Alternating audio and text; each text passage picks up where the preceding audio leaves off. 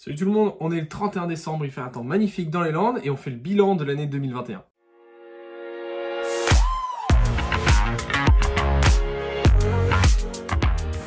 Salut tout le monde, on va commencer, j'espère que vous avez passé de très bonnes fêtes de Noël et puis que le réveillon, la deuxième mi-temps, c'est souvent la plus dure, va être la même chose. On va faire un bilan de l'année 2021 parce que c'est très important de comprendre tout simplement ce qui s'est passé sur l'année 2021. Énormément de personnes sont rentrées sur le marché des crypto-monnaies et peut-être que c'est votre cas en regardant cette vidéo.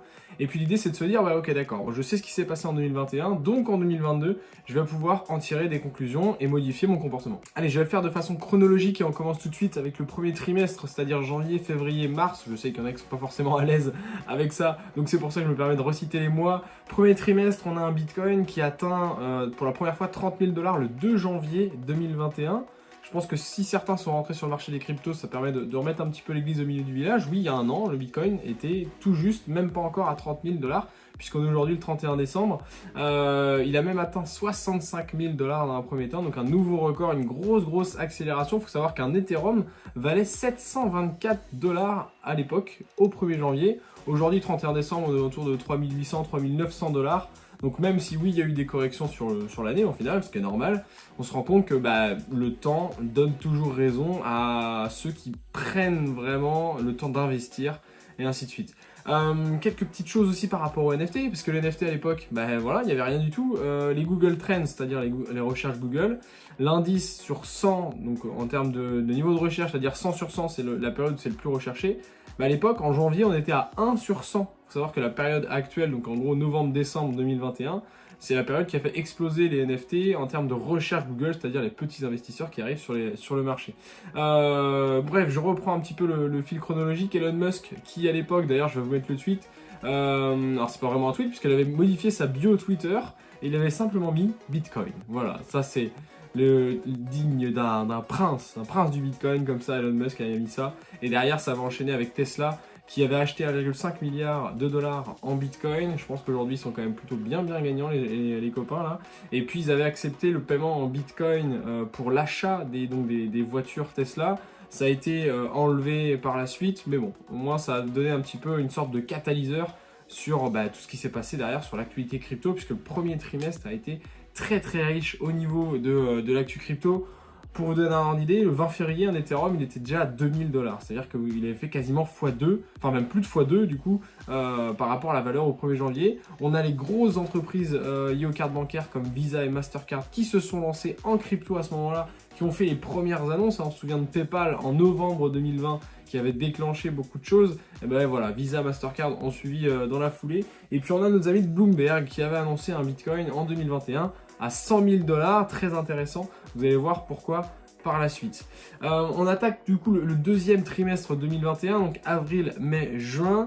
On a d'ailleurs un Bitcoin qui est pour une des premières fois, il me semble, peut-être qu'il avait été cité avant, mais dans un épisode des Simpsons. Et normalement, on voit en plus le Bitcoin avec la courbe du Bitcoin qui ne s'arrête jamais, en fait, qui est infinie à l'exponentielle et qui explose vers le haut. Bref, c'est assez rigolo. On a une énorme saison des altcoins, enfin une énorme. Ouais, je m'enflamme peut-être un petit peu, mais une très belle saison des altcoins où là, du coup, les portefeuilles comme le mien, par exemple, ont explosé littéralement, et des personnes que je suis aussi également.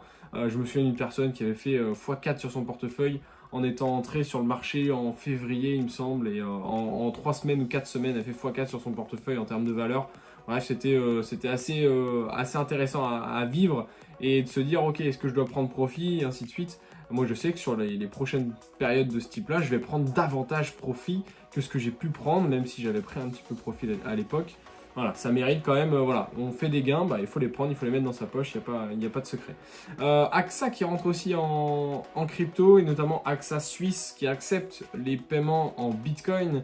AXA aujourd'hui, une des plus grandes sociétés d'assurance mondiale. On a donc le record du Bitcoin à 65 000 aussi, il me semble, en avril-mai, une chose comme ça. Et on a une énorme correction en 2 temps, donc c'est à peu près en 10 jours, le Bitcoin passe de 60 000 à 30 000 $. Alors je vous dis que là, ça a saigné sec. Franchement, difficile de savoir et de l'anticiper, tout simplement. Maintenant, il y avait quand même quelques signes. Mais bon, voilà, ça fait partie du jeu, donc quand on n'a pas assez pris profit, on se mord un petit peu les doigts. Et quand on a de la liquidité, ce type de situation, c'est génial parce que ça permet de racheter vraiment tout le bas du marché, et même la personne qui a racheté le bottom, donc c'est-à-dire les 30 000 $ aujourd'hui, bah, est largement gagnant aujourd'hui au 31 décembre. Alors je vous parlais de Bloomberg tout à l'heure, mais ce qui est intéressant, c'est que même après la correction, du moins pendant la correction, Bloomberg annonçait toujours un Bitcoin à 100 000 $ en 2021. Tout simplement pourquoi? Parce que ces chaînes d'information sont détenues par des gros investisseurs qui eux-mêmes possèdent des crypto-monnaies, qu'on se le dise, et eux, quand ils souhaitent vendre, bah, c'est pas juste un bitcoin, c'est peut-être des centaines, voire des milliers de bitcoins qu'ils souhaitent vendre, et donc forcément il faut des acheteurs en face. Donc ils utilisent tout simplement la puissance des médias pour faire croire aux petits investisseurs que le bitcoin va atteindre 100 000 $ en 2021. Aujourd'hui, force est de constater qu'il n'a pas atteint 100 000 $ du tout, on a monté à 69 000. Et bien du coup ça a permis du coup aux gros de vendre et aux petits d'acheter sur des prix qui n'étaient pas forcément très intéressants. Voilà l'utilisation de Bloomberg. On verra ça un petit peu en 2022, comment ça va évoluer. Faut savoir que l'Ethereum était au 12 mai était à 4300 $ et qu'au 23 mai était à 1700 $. Donc bien séché, mais si on est rentré au 1er janvier, on est tranquille là-dessus.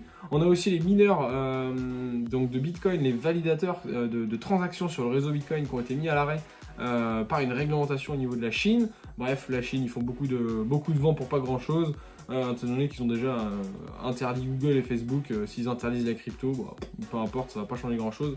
Début de frémissement sur les NFT, 31 sur 100 au niveau de l'index des Google Trends, ça monte petit à petit sur le deuxième trimestre. Sur le troisième trimestre, la grosse news, c'est évidemment le Salvador qui accepte officiellement, donc c'était début septembre, le Bitcoin comme monnaie légale et qui en met partout et qui diffuse ça et qui permet aussi à des gens qui sont débancarisés d'avoir une banque avec Bitcoin. Et puis on a clairement à ce moment-là le début de l'explosion des marchés des NFT.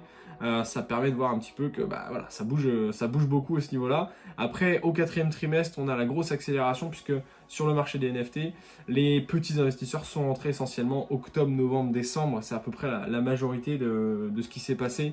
On a un nouveau record d'ailleurs à ce moment-là du Bitcoin à 69 000 $. Record aujourd'hui, c'est toujours le record fin 2021, donc 69 000 $. On a le maire de New York qui annonce qu'il recevra ses 3 premiers mois de salaire en Bitcoin. Le maire de Miami, la maire de Jacksonville aussi. Enfin bref, voilà, ça a beaucoup bougé. Des grandes têtes d'affiche aujourd'hui au niveau politique, du moins en local, acceptent de se faire payer en Bitcoin. Donc très très intéressant. Tim Cook, le PDG d'Apple, qui annonce lui aussi qu'il possède des crypto-monnaies, en sachant qu'Apple a pas forcément été très très moteur sur le marché des cryptos pendant un certain temps. Là voilà, son PDG qui annonce qu'il a des crypto-monnaies, c'est royal. Et puis donc du coup sur le quatrième trimestre, on a le nouveau record de l'Ethereum, 4800 $, qui commence à se décorréler d'un Bitcoin, puisqu'avant les deux courbes étaient vraiment très très similaires. Là aujourd'hui, Ethereum, il commence à faire son petit bonhomme de chemin. Il commence, évidemment, des variations du Bitcoin font que ça bouge aussi sur Ethereum, mais on a quelque chose qui commence à être intéressant. Et j'ai été chercher dans le CoinMarketCap de l'année dernière, dans le top 30, mais pas vraiment le top 10. Le top 10, oui, ça a bougé, clairement, on sait, il y a Bitcoin Cash, des cryptos comme ça, Chainlink, qui se sont fait sauter du top 10. Mais ce qui est intéressant, c'est qu'on voit presque qu'il y a des crypto-monnaies qui se sont fait carrément sauter du top 30, en fait. Et des crypto-monnaies qui, quand même, tiennent la route de base. On a des crypto-monnaies comme Tezos, comme VeChain, comme alors Bitcoin Cash, il est quand même passé il me semble, la 7e position à la 25e position au niveau du CoinMarketCap entre le 1er janvier et le 31 décembre. Tout ça pour dire une chose, en une crypto-monnaie, un an, c'est gigantesque. Si vous arrivez à tenir un an, vous allez voir qu'il y a des crypto-monnaies dans votre portefeuille qui n'ont peut-être jamais rien fait, qui vont exploser. Et d'autres qui vont vivoter et qui vont être des leaders et au final se retrouvent très très bas. Il y a énormément de choses qui se passent, simplement, il faut être patient. Moi, ce que j'ai remarqué, c'est que tout simplement, même s'il y a eu des crypto-monnaies qui sont sorties, d'autres qui sont rentrées, le prix, les valeurs ont augmenté. Pourquoi? Parce que l'intérêt monte, parce que les gros investisseurs arrivent. Et si vous avez une chose à retenir de cette vidéo, soyez patient. Vous avez vos crypto-monnaies, gardez-les sur le long terme. On est dans le bon wagon, simplement, il ne faut pas sauter du wagon en marche, parce qu'en général, ça fait plutôt mal. Bref, on se retrouve en 2022. En attendant, n'oubliez pas de s'abonner évidemment, puis les réseaux sociaux, n'hésitez pas à m'envoyer un petit message. On se retrouve en 2022 et je vais vous faire cette bonne blague. À l'année prochaine. Allez, ciao, ciao.